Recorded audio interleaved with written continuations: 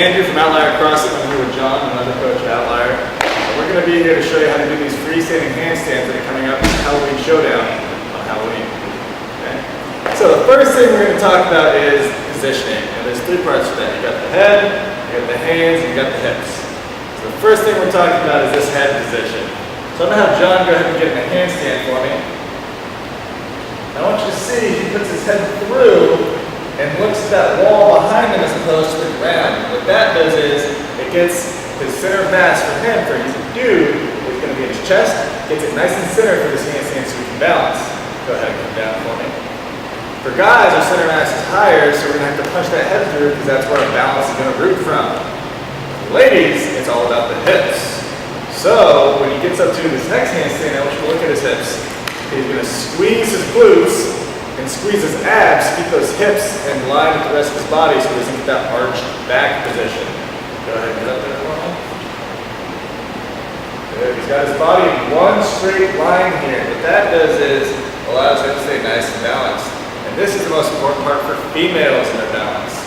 Go ahead and relax. The last one is hand position.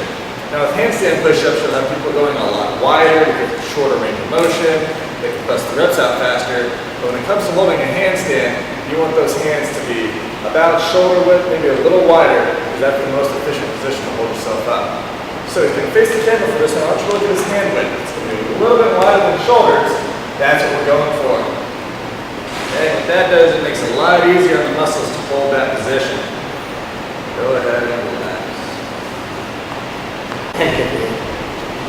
Alrighty guys, so some hands for these handstand holds. Some cues for you to think about is abs and toes. So I'm going to have John do is get up into this handstand. He's going to be in what I like to call bad position. See how he's got this big arch going on? What I want to do is squeeze his abs and his butt cheeks. That's going to make his body nice and straight right there. That is what we call a good position. Go ahead and relax for me. Now, when you get in that arch position, it's not a sustainable position for us to hold. We're going to fatigue. It's easier to get off balance.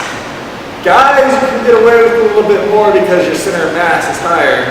Girls, not so much, but everybody should be trying to achieve that straight, perfect, hollow position while they're doing this handstand. Okay. The second cue is toes.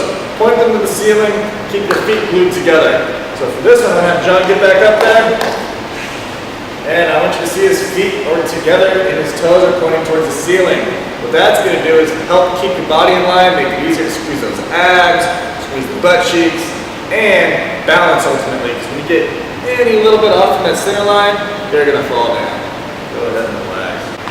So the last thing we're going to show you is a progression for if you have handstands against the wall but not freestanding yet, something to kind of get you off that wall into that freestanding round. So the one I like to do for this is he's going to kick up like he would to go against a wall, except there is no wall, there's me.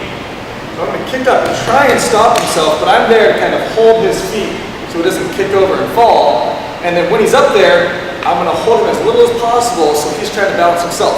So I might let go and then re-grab to keep him balanced. We're going to show you what that looks like.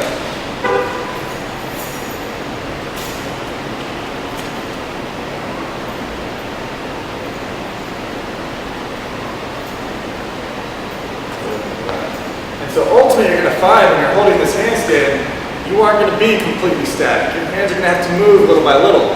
So when you're holding that athlete up there, have them start to move their hands around it. When you're holding it, don't be afraid to take little steps. That's why we give you that space on the ground. So it's a static handstand, but you can still move a little bit to keep that body nice and balanced because you're never going to be completely static. Good. Once again, for Outlier CrossFit, I'm Andrew. John, and we'd like to thank you for watching this video.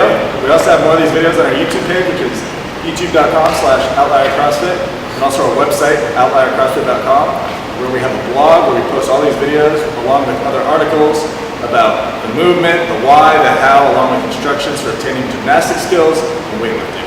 Thank you.